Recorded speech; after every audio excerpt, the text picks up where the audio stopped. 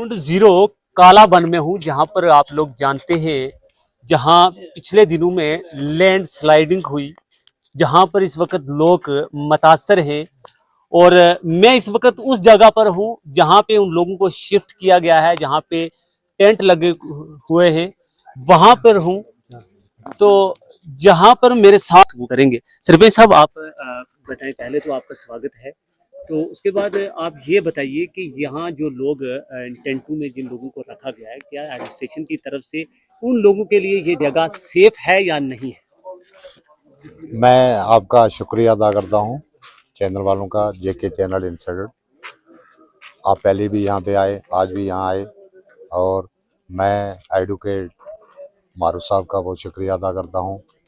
बाकी भी जितने भी लोग लीडर या समाजी तौर पे जितने भी यहाँ आए, और डिस्ट्रिक्ट पुरी के जो एडमिनिस्ट्रेटर डीसी साहब हैं, एसडीएम साहब हैं, एसएसपी साहब हैं, सब यहाँ पे आए, और बाहर से भी जितने लोग आए, उन्होंने इस जगह के ऊपर आके हालात जो है बेहतर किए। दूसरी बात रही, जो आपने सवाल पूछा यहाँ पे कितने लोग हैं जो सेफ हैं, तो सेफ तो अभी पूरा जो कालाबन बचा है उसको भी हमने मान रहे हैं, और जहाँ ये टेंट वगैरह लगे हैं इनको भी हम सेफ मान के नहीं चलेंगे। लेकिन इसके वगैरह और हमारे पास कोई चारा भी नहीं है कि हम करें तो करें भी क्या। तीसरी बात ये, जो आपने इलाके के बारे में पूछा कि कितने लोग यहाँ मुतासर हुए, कितने मतलब मकान जो है अभी ज़मीन के नीचे चले गए हैं, कम से कम 43-45 के बीच में जो डैमेज हो चुका है जी। और इतने ही मकान अभी बाकी बचे हुए हैं जो यहाँ पे जद में आ रहे हैं, और कुछ तो ऐसे हैं 30 से 35 मकान ऐसे हैं जिनके अंदर जाना या उस एरिया के बीच में जाना जो बहुत बड़ी रिस्क है। उनके जो गेट हैं, खिड़की दरवाजे हैं, वो सब टूट चुके हैं, नीचे बैठ चुके हैं 2-2 3-3 फुट। वो ऐसे किसी वजह से वो खड़े हैं क्योंकि ज़मीन जो है वो आस्ता आस्ता धीरे धीरे स्लाइडिंग जो चल रही है उसके बीच में नीचे खिसक रही है। यहाँ जो 2-3 पानी थे हमारे, बहुत एक नाला चल रहा था, वो नाला पूरा यहाँ गुम हो चुका है, वो मिला ही नहीं है। दूसरी बात है, जो इनकी प्रॉब्लम्स में सिर्फ टेंटू की बात नहीं है, ये लोग तो दर बदर तो हो ही गए बहुत ज़्यादा। अब कुछ लोग इसके बीच में 50% ऐसे लोग हैं जिनके माल मवेशी अभी डोकू में हैं, वो वहाँ से आने वाले हैं और 1 महीने के बाद यहाँ पहुँचेंगे।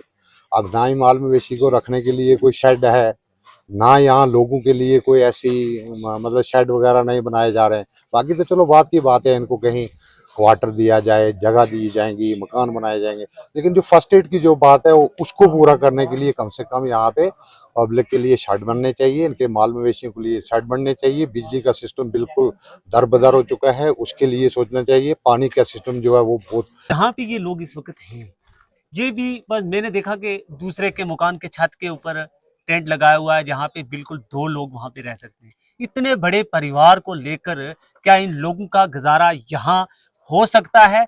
या जिस जगह पे इन लोगों को रखा हुआ है, पीछे से स्लाइडिंग आ रही है, क्या इन लोगों को यहाँ दिक्कत होगी? लेकिन हमारी मजबूरियां बनी है, क्या करेंगे आप। क्या जिला एडमिनिस्ट्रेशन की तरफ, यूटी एडमिनिस्ट्रेशन या जिला एडमिनिस्ट्रेशन या यहाँ के जो सियासी लोग हैं, लोगों की तरफ से क्या इकदाम हैं, या जिला एडमिनिस्ट्रेशन की तरफ से क्या ये लोग इसी तरह पिसते रहेंगे? इनके लिए देखो, लोग खुद तो कहीं जा नहीं पाते, दूसरे के घर इन लोगों को लिए शिफ्ट करने के लिए कोई जगह ऐसी नहीं है। क्या एडमिनिस्ट्रेशन का ये बनता था कि इन लोगों को यहाँ से उठा के किसी दूसरी जगह में, सेफ जोन में यहाँ लाया जाए? क्या अब अगर इन लोगों को के साथ अगर कोई ऐसा हालात पेश आ जाए, इनकी जिम्मेवार कौन है? देखो, ये चीज जो आपने पॉइंट लाया ये बहुत अच्छा है। 2019 से हम देख रहे हैं, 2019 के बाद हमें यहाँ पे लावारिस छोड़ दिया गया है। हम आज अगर गवर्नमेंट के यहाँ जो गवर्नमेंट है, गवर्नमेंट के यहाँ पर कोई इल्जाम लगाए वो भी हम अच्छा नहीं समझते हैं। कैबिनेट मिनिस्टर यहाँ के, तो आप क्यों लावारिस नहीं, हैं? मैं देखो, कैबिनेट मिनिस्टर हैं, वो हमारे घर के हैं, वो यहाँ पे भी आए भी, इसमें कोई शक नहीं है। पूरे जम्मू कश्मीर को देख रहे हैं, कैबिनेट मिनिस्टर यहाँ पे आए, उन्होंने, उनके जो तंजीम है, हम खुद उनके वोटर हैं, ऐसी बात नहीं है कि हम ये बोलेंगे नहीं है। उन्हें आए, जितना वो कर सकते हैं उतना किया है, लेकिन फिर भी हम ये चीज खुल के बोल रहे हैं कि आज सियासत ना करें, चाहे बीजेपी हो, पीडीपी हो, एनसी हो, चाहे बाहर की कोई वो यहाँ पे आना चाहिए।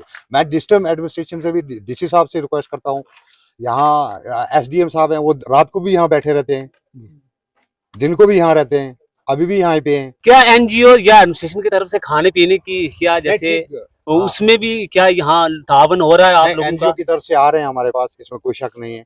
हम भी बोलेंगे कि हमारे पास कोई आया नहीं, हुकूमत बहुत कोशिश कर रही है। अभी पीछे जावेद साहब आए थे कैबिनेट मिनिस्टर, उन्होंने जो यहाँ पे बोला है उनका तो घर है, वो तो करेंगे, 100% करेंगे। मैं मानता हूँ कि हमारे लीडर ने कोई कमियां यहाँ नहीं छोड़ी है, ये चीज हम मानते हैं। हमारे लीडर ने यहाँ किसी चीज की कमी नहीं छोड़ी है।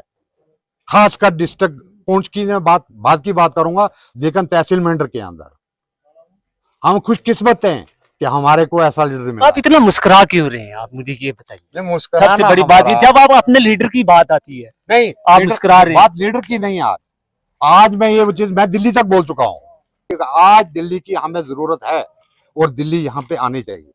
बहुत शुक्रिया। लोगों की जनवन डिमांड ये है कि यहाँ पर हमें रहने के लिए कोई ऐसी मुकम्मल जगह दी जाए। हमारी नरेंद्र मोदी साहब से भी गुजारिश है, उमर अब्दुल्ला साहब से गुजारिश है कि वो हमारे लोग जो यहाँ पर बेबस हो चुके हैं, इनको किसी ऐसी जगह पे शिफ्ट किया जाए, कहीं ऐसे प्लॉट इशू किया जाए कि जहाँ पर ये लोग रह सकें और इनकी लोगों की फौरी तौर पर इमदाद होनी चाहिए।